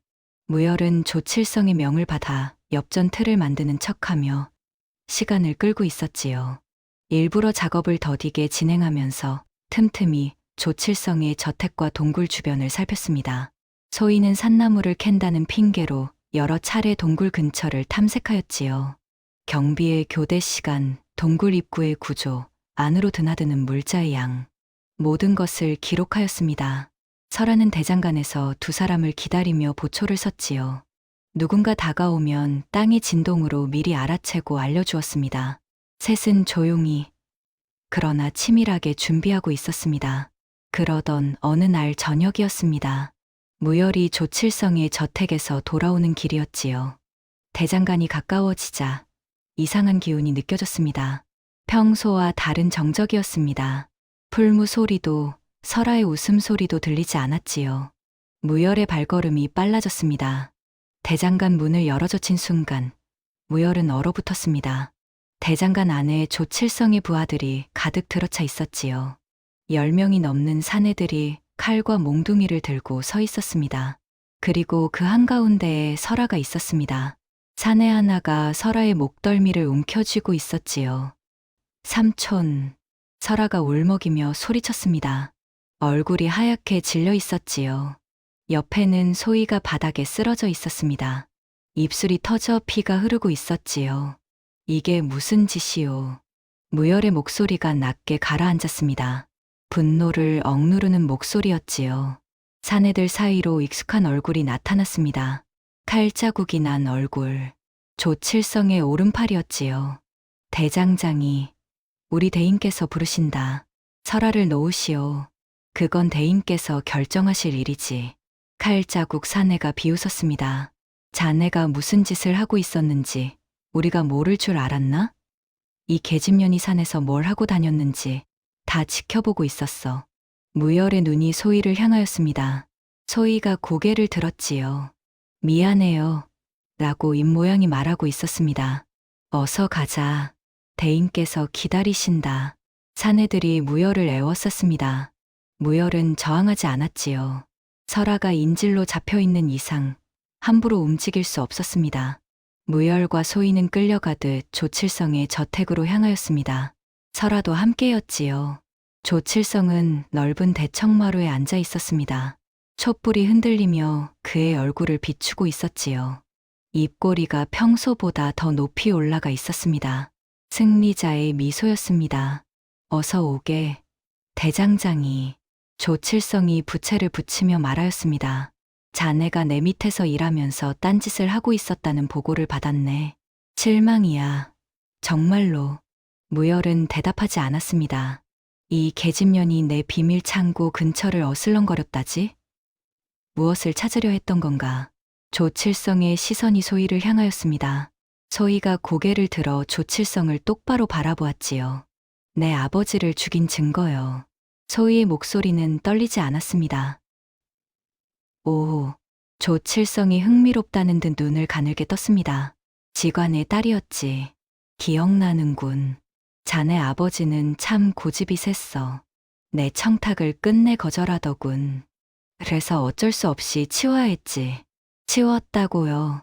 소희의 눈에 불꽃이 일었습니다. 죄 없는 사람을 역모로 몰아 죽여놓고 치웠다고요. 죄가 없긴. 내 일을 방해한 것이 죄지. 조칠성이 부채를 접었습니다. 자네 아버지는 내 비밀 창고의 위치를 알아냈어. 그래서 죽여야 했네. 그리고 자네는 유일한 증인이니까 살려두되 가둬둔 거야. 그런데 이 대장장이 놈이 자네를 데려가 버렸으니 참 골치 아프게 되었지. 조칠성의 시선이 무열을 향하였습니다. 자네도 보통이 아니더군. 조사해보니 재미있는 과거가 있던데. 무열의 눈이 가늘어졌습니다. 7년 전 한양 병기창의 천재 재련사, 구리 도난 사건에 연루되어 도망친 자. 맞나? 조칠성이 비웃었습니다. 그때 자네를 역적으로 모은 게 누군지 알고 있었나? 바로 나야. 자네가 내 일을 방해하려 해서 치운 거지. 무열의 주먹이 떨렸습니다. 역시 당신이었군요. 그래, 나였어. 그런데 자네가 살아서 여기까지 쫓아올 줄은 몰랐군. 집요한 놈이야. 조칠성이 자리에서 일어났습니다. 자, 이제 어떻게 할까? 자네들을 죽이는 건 쉬워. 하지만 그건 낭비야. 자네의 솜씨가 아깝거든. 조칠성이 무열 앞으로 다가왔습니다. 제안을 하지. 나를 위해 완벽한 엽전 틀을 만들어라. 진짜와 구별할 수 없는 가짜를 만들 수 있는 틀을. 그러면 이 꼬마는 살려주마. 조칠성이 손짓하자 부하가 설아를 끌고 왔습니다. 설아가 눈물을 흘리며 무열을 바라보았지요. 삼촌, 조용히 해라. 꼬마야. 조칠성이 설아의 머리를 쓰다듬었습니다. 부드러운 손길이었으나 그 안에 담긴 위협은 명백하였지요. 대장장이, 결정해라. 내 일을 도우면 이 아이는 산다. 거부하면 죽는다. 간단하지. 무열은 설아를 바라보았습니다. 아이의 눈에 공포가 가득하였지요. 그러나 그 안에서 작은 불씨 같은 것도 보였습니다. 삼촌을 믿는다는 눈빛이었습니다. 무열이 천천히 입을 열었습니다. 얼마나 시간을 주시겠습니까? 열을 그 안에 완성하지 못하면 이 아이의 목숨은 없다. 알겠습니다. 무열이 고개를 숙였습니다. 소희가 무열을 바라보았습니다. 눈빛으로 물었지요. 정말로 그 일을 할 거예요? 무열은 대답하지 않았습니다. 그날 밤, 무열과 소희는 조칠성의 저택 한 구석에 있는 작은 방에 갇혔습니다. 설아는 다른 곳에 따로 감금되었지요. 인질로 잡아두기 위함이었습니다. 방 안에는 창문도 없었습니다. 문 앞에는 경비가 서 있었지요. 도망칠 방법이 없었습니다. 어떻게 할 거예요? 소희가 낮은 목소리로 물었습니다. 무열은 잠시 침묵하였습니다. 그리고 천천히 입을 열었지요. 틀을 만들 것이요. 정말로요? 조칠성의 범죄를 도울 거예요? 아니요. 무열의 눈이 어둠 속에서 빛났습니다. 틀을 만들되 함정을 심을 것이요. 소희가 눈을 가늘게 떴습니다. 함정이라면 내가 만드는 틀로 찍어낸 엽전은 특별한 소리를 낼 것이요. 아주 미세한 차이지만 아는 자가 들으면 금세 알아차릴 수 있는 소리. 그것이 증거가 될 것이요. 무열이 자신의 귀를 가리켰습니다. 나는 금속의 소리를 듣소. 그 능력으로 틀에 미세한 결함을 심을 수 있소. 그 결함은 눈에 보이지 않지만 소리로는 드러나오. 소희가 이해하였다는 듯 고개를 끄덕였습니다. 그러면 나중에 위조엽전을 증거로 제시할 때 그 소리로 조칠성의 것임을 증명할 수 있겠군요. 그렇소. 하지만 그것만으로는 부족해요. 조칠성이 위조엽전을 만든다는 것을 관아에 알려야 해요. 그리고 관아가 조칠성 편이 아니라는 보장도 없고요. 무열이 고개를 끄덕였습니다. 그래서 당신이 필요하오. 저요? 밀지가 당신에게 있소. 국왕인 밀지. 그것을 들고 한양으로 가야 하오. 소희의 얼굴이 굳어졌습니다. 여기서 어떻게 빠져나가요? 경비가 지키고 있는데 방법이 있소. 무열이 방 바닥을 손으로 두드렸습니다. 이 방 아래로 무언가 흐르고 있소. 당신도 느낄 수 있지 않소. 소희가 바닥에 손을 대었습니다. 눈을 감았지요. 잠시 후 눈을 떴을 때 놀라움이 서려 있었습니다. 지하수예요. 이 방 아래로 지하수로가 지나가고 있어요. 그렇소. 조칠성의 저택은 산기슭에 지어졌소. 산에서 내려오는 물이 저택 아래를 지나 마을로 흐르고 있지. 바닥을 뚫으면 그 수로로 빠져나갈 수 있어. 소희가 바닥을 살폈습니다. 판자 틈이 있어요. 여기를 드러내면 될 것 같아요. 밤이 깊으면 시도하겠소. 경비가 졸 때를. 무열이 소희를 바라보았습니다. 당신은 수로를 따라 빠져나가시오. 그리고 한양으로 가시오. 밀지를 들고. 당신은요. 나는 여기 남아야 하오. 설아가 있으니. 소희의 얼굴에 복잡한 감정이 스쳤습니다. 당신을 두고 갈 수는 없어요. 가야 하오. 무열의 목소리가 단호하였습니다. 당신이 밀지를 들고 한양에 가야만 우리 모두가 살 수 있어. 나 혼자 힘으로는 조칠성을 이길 수 없소. 하지만 국왕의 명이 내려오면 달라지오. 소희는 잠시 침묵하였습니다. 그리고 고개를 끄덕였지요. 알겠어요. 반드시 성공할게요. 믿소. 무열이 희미하게 웃었습니다. 그날 밤, 자정이 지난 후, 무열과 소희는 조용히 바닥 판자를 드러냈습니다. 그 아래로 차가운 물이 흐르고 있었지요. 수로는 좁았으나 사람 한 명이 빠져나갈 수 있는 정도였습니다. 조심하시오. 무열이 소희의 손을 잡았습니다. 땅의 기운을 따라가시오. 물은 낮은 곳으로 흐르니 마을 쪽으로 나가게 될 것이오. 거기서 한양으로 향하시오. 소희가 고개를 끄덕였습니다. 설아를 부탁해요. 반드시 지키겠소. 소희가 수로 속으로 몸을 낮추었습니다. 차가운 물이 허리까지 찼지요. 소희가 마지막으로 무열을 바라보았습니다. 반드시 돌아올게요.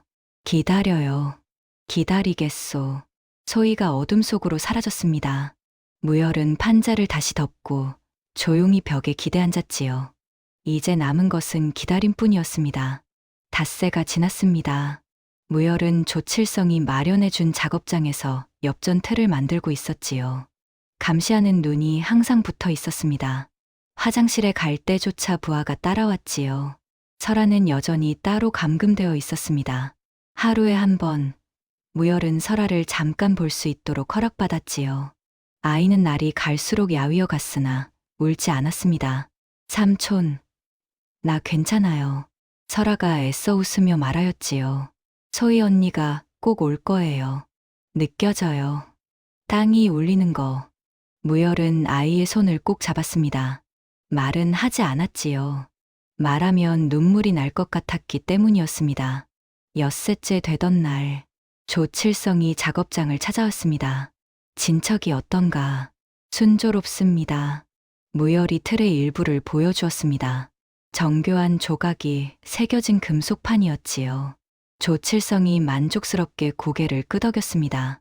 역시 솜씨가 좋군. 기대하겠네. 조칠성이 돌아간 후 무열은 다시 작업에 몰두하였습니다. 그러나 손은 움직이면서도 마음은 다른 곳에 있었지요. 소희가 한양에 도착했을까? 밀지를 전달했을까? 도움이 오고 있을까? 알 수 없었습니다. 기다리는 것밖에 할 수 없었지요. 일회째 되던 날, 이상한 일이 일어났습니다. 아침부터 저택 안이 어수선하였지요. 부하들이 분주하게 오가고 조칠성의 목소리가 높아졌습니다. 뭐라고? 관군이 온다고? 무열의 귀가 번쩍 뜨였습니다.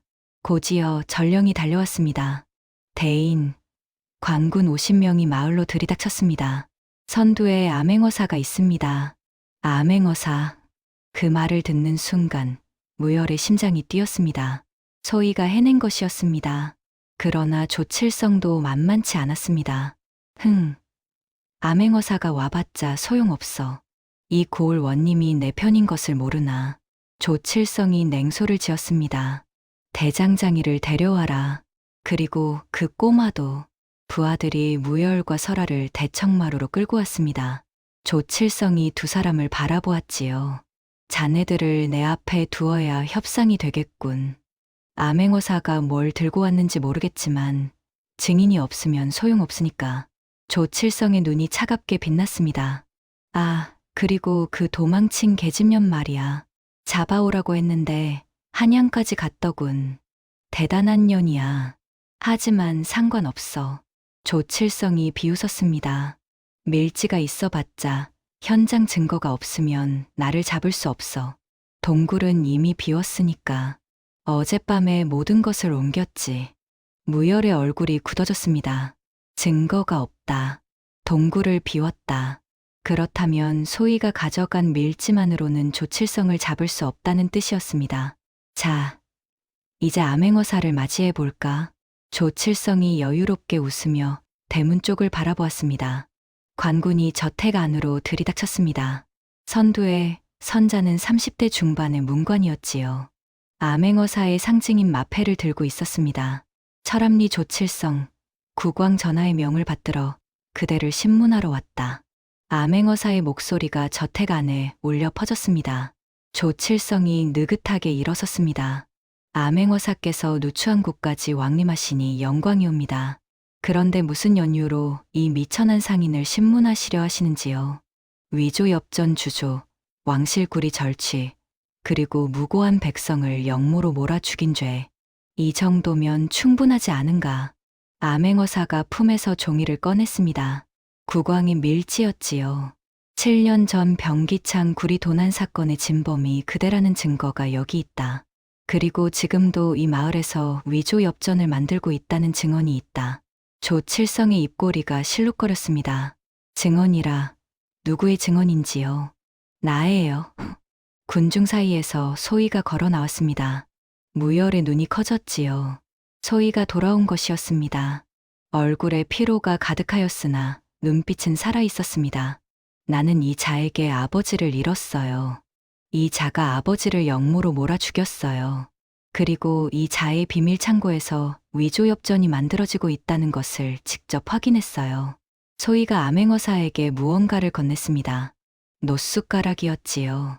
이 숟가락으로 위조 엽전의 성분을 분석할 수 있어요. 조칠성이 사용한 구리가 왕실 소유의 재령광산에서 나온 것이라는 걸 증명할 수 있어요. 조칠성의 얼굴이 굳어졌습니다. 그러나 곧 여유를 되찾았지요. 증언과 숟가락만으로 나를 잡겠다고. 현장 증거가 없으면 소용없어. 내 창고를 뒤져봐라. 아무것도 없을 테니. 암행어사가 미간을 찌푸렸습니다. 창고를 비웠다는 말인가. 그렇지. 어젯밤에 모든 것을 치웠어.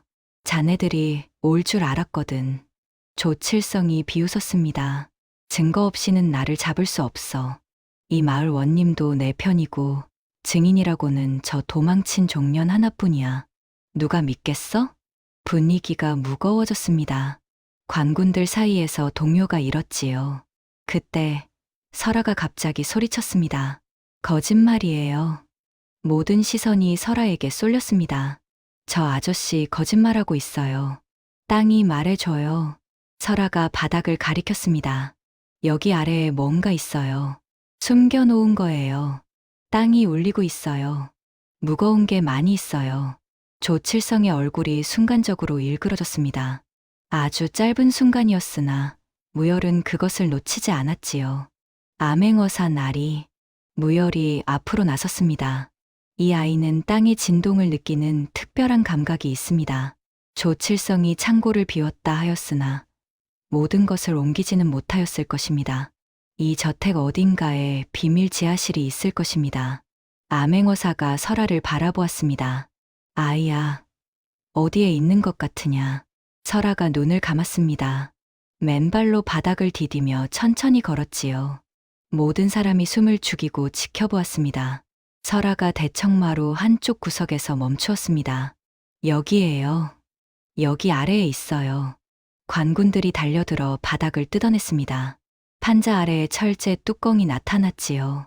뚜껑을 열자 지하로 내려가는 계단이 드러났습니다. 관군 몇 명이 횃불을 들고 내려갔습니다. 잠시 후 한 관군이 올라와 보고하였습니다. 암행어사 날이 지하에 엄청난 양의 위조 엽전과 주조 도구가 있습니다. 그리고 구리 덩어리도 수백 근은 될 듯합니다. 조칠성의 얼굴이 하얗게 질렸습니다. 이건 증거가 없다고 하였나. 암행어사가 차갑게 말하였습니다. 조칠성, 그대의 죄가 이제 명백히 드러났다. 위조 엽전 주조, 왕실 재산 절취, 무고한 백성 살해, 모두 대역죄에 해당한다. 조칠성의 눈이 미친 듯이 흔들렸습니다. 그리고 갑자기 옆에 있던 부하의 칼을 빼앗았지요. 다 죽여버리겠어. 조칠성이 칼을 휘두르며 설아를 향해 달려들었습니다. 그 순간 무열이 몸을 날렸습니다. 쩡! 금속이 부딪히는 소리가 울렸습니다. 무열이 집게를 들어 조칠성의 칼을 막아낸 것이었지요. 대장장이의 집게가 칼날을 꽉 물었습니다. 더 이상은 안 돼요. 무열의 목소리가 낮게 울렸습니다.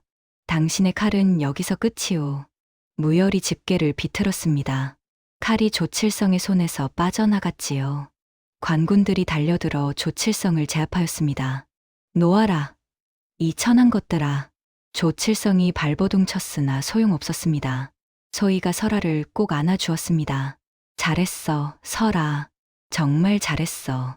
설아가 울음을 터뜨렸지요. 그동안 참았던 공포와 긴장이 한꺼번에 쏟아져 나왔습니다. 무열은 그 광경을 바라보며 조용히 한숨을 내쉬었습니다. 끝났다. 마침내 끝났습니다. 조칠성은 관군에게 끌려가면서도 발악을 멈추지 않았습니다. 놓아라. 나를 누구로 아느냐? 이골 원님이 내 편이야. 곧 풀려날 거다. 암행어사가 차갑게 웃었습니다. 그 원님 말인가. 이미 파직되었다. 그대와 결탁한 죄로 한양으로 압송될 것이다. 조칠성의 얼굴이 일그러졌지요. 거짓말이야. 그럴 리가 없어. 국왕 전하께서 직접 명을 내리셨다.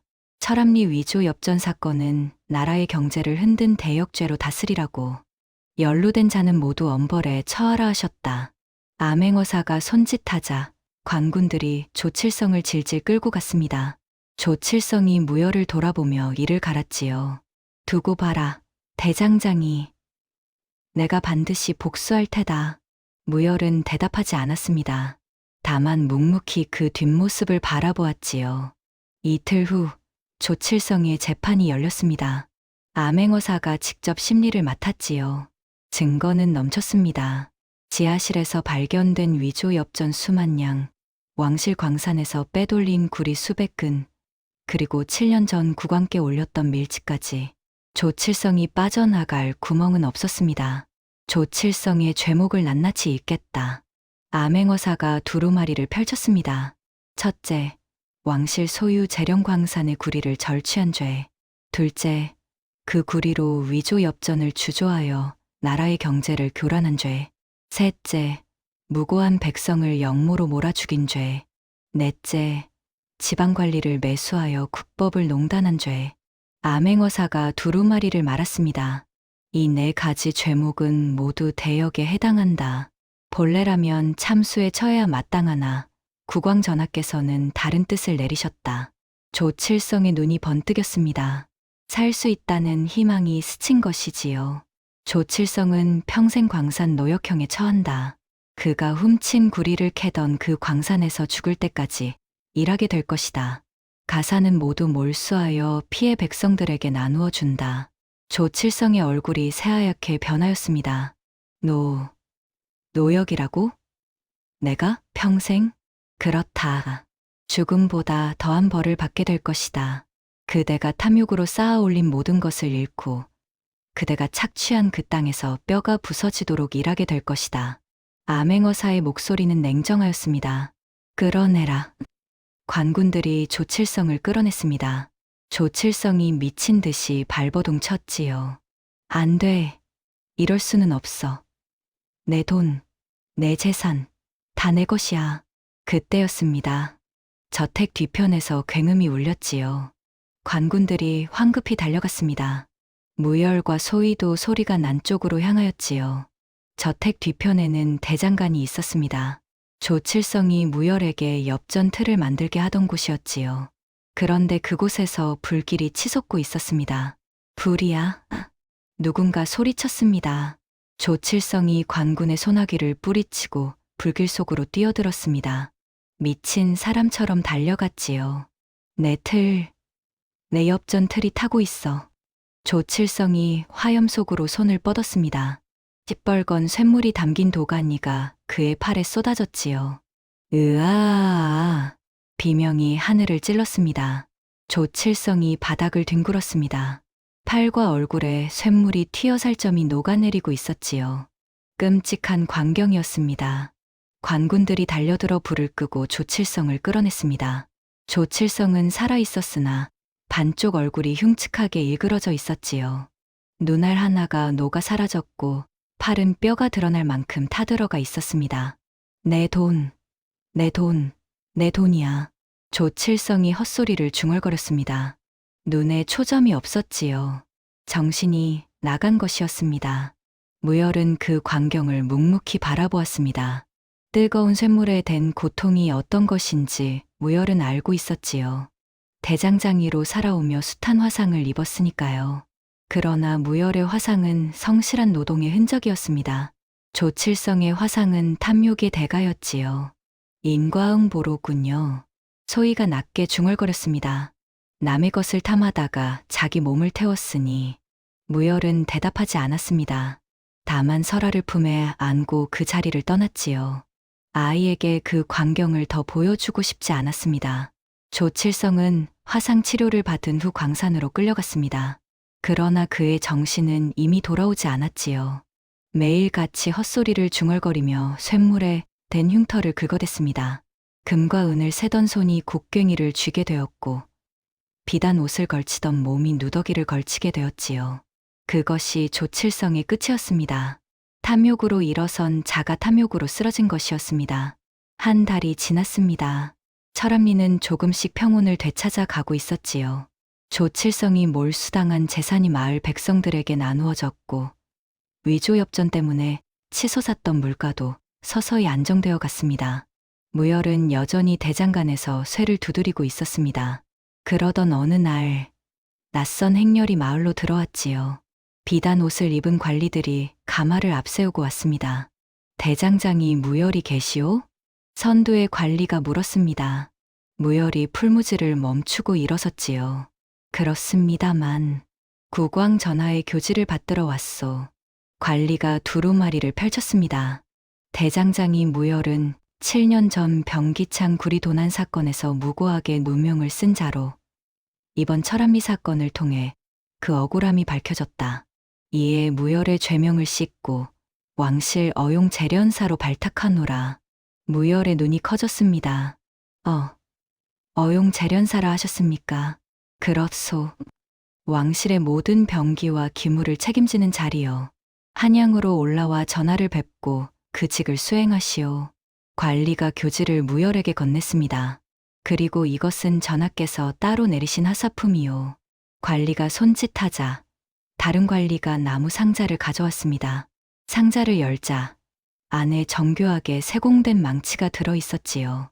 금으로 장식된 손잡이에 왕실의 문양이 새겨져 있었습니다. 전하께서 말씀하셨소. 정직한 쇠를 두드리는 자에게 이 망치를 내린다고. 나라의 기둥을 벼리는 데 써달라고. 무열은 떨리는 손으로 망치를 받아 들었습니다. 이것이 현실인지 꿈인지 분간이 되지 않았지요. 7년 전 하루아침에 역적이 되어 쫓겨났던 그가 이제 왕실의 어용 재련사가 되었습니다. 과분한 은혜입니다. 무열이 머리를 조아렸습니다. 그때 또 다른 관리가 앞으로 나섰지요. 소희 낭자께서도 계시오? 소희가 대장간 안에서 나왔습니다. 저를 찾으시다니요. 국왕 전하의 교지를 받들어 왔소. 관리가 또 다른 두루마리를 펼쳤습니다. 지관 김수만의 딸 소희는 아비의 원수를 갚고 나라의 역적을 밝혀낸 공이 크도다. 이에 김수만의 억울한 죄명을 씻고 그 가문의 명예를 회복시키노라. 또한 소희에게 정오품 숙인의 자코를 내리노라. 소희의 눈에 눈물이 차올랐습니다. 아버지의 명예가 회복되었다고요? 그렇소. 김수만 어른은 역적이 아니라 충신이었소. 조칠성의 범죄를 밝히려다 희생된 분이시오. 그 사실이 이제야 세상에 알려진 것이오. 소희가 바닥에 무릎을 꿇었습니다. 눈물이 뺨을 타고 흘러내렸지요. 감사합니다. 감사합니다. 무열이 소희의 어깨에 손을 얹었습니다. 당신 아버지께서 기뻐하실 것이오. 소희가 고개를 끄덕였습니다. 말을 할 수 없었지요. 오열이 터져나왔습니다. 설아가 소희에게 달려가 꼭 안아주었습니다. 언니, 울지 마요. 좋은 일이잖아요. 좋은 일이야. 그래서 우는 거야. 소희가 설아를 꼭 안으며 웃었습니다. 눈물과 웃음이 뒤섞인 얼굴이었지요. 관리가 마지막으로 말하였습니다. 그리고 설아라는 아이도 있다 하였소. 설아가 고개를 갸웃거렸습니다. 저요? 전하께서 들으셨소. 이 아이가 땅의 진동을 느끼는 특별한 감각으로 역적의 비밀 창고를 찾아냈다고. 전하께서 이 아이를 궁궐로 불러 직접 보고 싶다 하셨소. 설아의 눈이 동그래졌습니다. 저를요? 임금님이요? 그렇소. 나라에 쓸모있는 인재라 하셨소. 무열이 설아를 바라보았습니다. 설아가 무열을 올려다보며 물었지요. 삼촌, 저 가도 돼요? 가고 싶으냐? 잘 모르겠어요. 삼촌이랑 언니랑 같이 가면 좋겠어요. 무열이 희미하게 웃었습니다. 그래, 함께 가자. 설아가 활짝 웃었지요. 그 웃음이 대장간 안을 환하게 밝혔습니다. 한 가지가 더 있었습니다. 사건이 마무리된 후 설아에게 변화가 생긴 것이었지요. 조칠성에게 인질로 잡혀 있는 동안 설아는 한마디도 말을 하지 못하였습니다. 공포에 질려 목소리가 나오지 않았던 것이지요. 그러나 조칠성이 잡히고 며칠이 지난 어느 아침, 설아가 갑자기 입을 열었습니다. 삼촌, 배고파요. 무열이 깜짝 놀라 설아를 바라보았지요. 설아야, 너 지금, 왜요? 삼촌? 설아가 어리둥절한 표정을 지었습니다. 자신이 며칠 동안 말을 하지 못했다는 것을 모르는 눈치였지요. 무열의 눈에 눈물이 핑 돌았습니다. 아니다. 아무것도 아니다. 무열이 설아를 꼭 안아주었습니다. 아이의 목소리가 돌아온 것이었습니다. 충격에서 벗어난 것이었지요. 소희가 그 광경을 바라보며 눈물을 훔쳤습니다. 다 끝났네요. 그렇소. 무열이 고개를 끄덕였습니다. 이제 진짜로 끝났소. 3년이 흘렀습니다. 한양 도성 안, 왕실 변기창 옆에 작은 대장간이 있었지요. 지붕 위로 연기가 피어오르고 망치 소리가 경쾌하게 울려 퍼지고 있었습니다. 무열이 쇠를 두드리고 있었습니다. 예전과 달라진 것이 있다면 그 옆에 두 사람이 함께 있다는 것이었지요. 소희가 풀무 옆에서 바람의 방향을 살피고 있었고 설아가 쇳덩이를 나르고 있었습니다. 삼촌, 이 쇠소리가 이상해요. 설아가 쇳덩이를 귀에 대며 말하였습니다. 어디 보자. 무열이 쇳덩이를 받아 두드려 보았지요. 불순물이 섞여 있구나. 잘 알아챘다. 저도 이제 들려요. 삼촌만큼은 아니지만 설아가 자랑스럽게 웃었습니다. 10살이 된 아이는 제법 의젓해져 있었지요. 재능이 있구나. 앞으로 열심히 배우면 나보다 나은 대장장이가 될 수 있을 것이다. 정말요? 그래, 정직하게 두드리면 말이다. 무열이 설아의 머리를 쓰다듬었습니다. 소희가 다가왔지요. 점심때가 되었어요. 쉬면서 밥 먹어요. 그러지요. 무열이 망치를 내려놓았습니다. 세 사람은 대장간 옆 작은 마루에 앉아 밥상을 받았지요. 소박한 상이었으나 정성이 가득 담겨 있었습니다. 숙인 마마께서 손수 밥을 차리시다니 황송합니다. 무열이 농담처럼 말하였습니다. 그 호칭 그만 써요. 부끄러우니까. 소희가 볼을 붉히며 무열의 팔을 쳤지요. 그래도 정호품이잖아요. 대단한 거예요. 자코만 받았을 뿐이에요. 저는 그냥 직원의 딸이에요. 그리고 대장장이에. 소희가 말끝을 흐렸습니다. 무열이 눈을 가늘게 떴지요. 대장장이에 뭐요? 아, 아무것도 아니에요. 소희가 고개를 돌렸습니다. 귀까지 빨개져 있었지요. 설아가 킥킥 웃었습니다. 언니, 삼촌 좋아하는 거 다 알아요. 설아야. 소희가 설아를 쫓았습니다. 설아가 깔깔거리며 도망쳤지요. 대장간 마당에 웃음소리가 퍼졌습니다. 무열이 그 광경을 바라보며 미소 지었습니다. 3년 전만 해도 상상할 수 없었던 풍경이었지요. 누명을 쓰고 쫓기던 시절, 매일이 지옥 같았습니다. 내일이 올지조차 알 수 없었지요. 그러나 지금은 달랐습니다. 아침에 일어나면 해야 할 일이 있었고, 저녁에 돌아오면 기다리는 사람들이 있었지요. 그것만으로도 충분히 행복하였습니다. 무열이 하늘을 올려다보았습니다. 아버지, 낮게 중얼거렸지요. 망치 속의 진실을 찾았습니다. 아버지께서 남기신 뜻을 이었습니다. 이제는 편히 쉬십시오. 바람이 불어왔습니다. 마치 대답하듯 부드러운 바람이 무열의 볼을 스쳤지요. 소희가 돌아왔습니다. 설아를 데리고요. 무슨 생각해요? 아무것도 아니요. 무열이 고개를 저었습니다. 그냥 감사하다고 생각했어. 뭐가요? 이 모든 것이 당신이 있고 설아가 있고 이 대장간이 있고 그것이 감사하오. 소희가 무열을 바라보았습니다. 눈에 따뜻한 빛이 서려 있었지요. 저도 감사해요. 당신이 저를 구해 주었잖아요. 그때 장터에서 그건 쇳덩이 하나 주운 것이라 했소. 알아요. 녹슬고 부러진 쇳덩이, 아무도 거들떠보지 않는 고철. 소희가 빙그레 웃었습니다. 근데 그 고철이 이렇게 되었네요. 당신 손에서 다시 벼려져서. 당신은 처음부터 고철이 아니었소. 무열이 진지하게 말하였습니다. 꺾이지 않는 쇠였소. 처음 만났을 때부터 두 사람의 눈이 마주쳤습니다. 말없이 서로를 바라보았지요. 그 시선 속에 많은 것이 담겨 있었습니다. 설아가 두 사람 사이에 끼어들었습니다.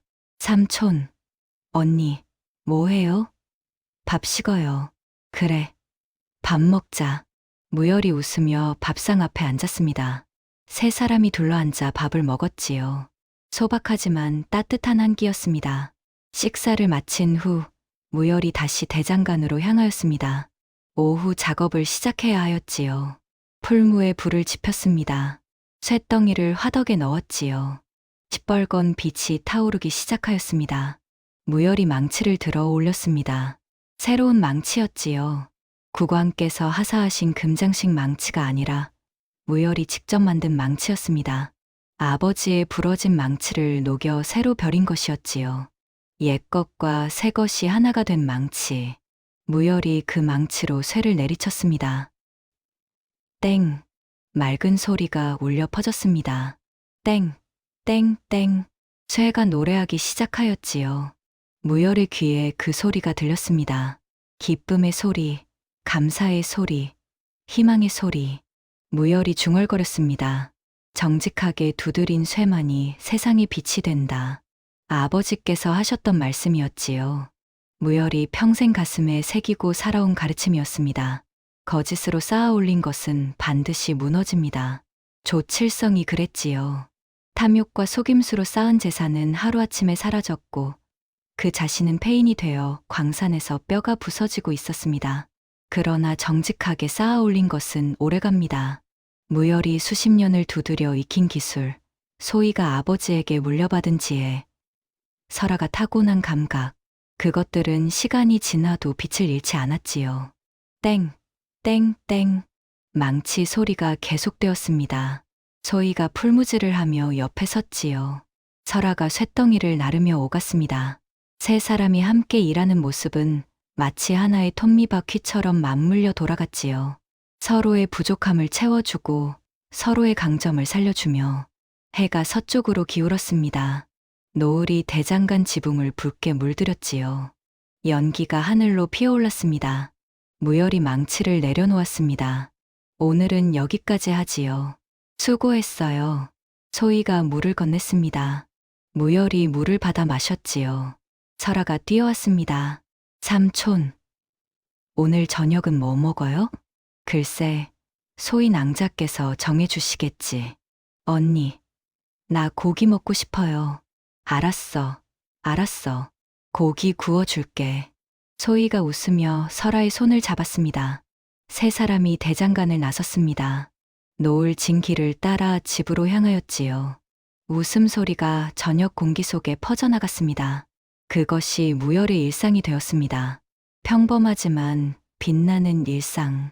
쇠를 두드리고 사랑하는 이들과 밥을 먹고 함께 웃고. 그것이 무열이 평생 바라던 행복이었지요. 정직하게 두드린 쇠만이 세상의 빛이 된다. 그리고 정직하게 살아온 사람도 결국은 빛을 보게 된다. 무열은 그것을 온몸으로 증명하였습니다.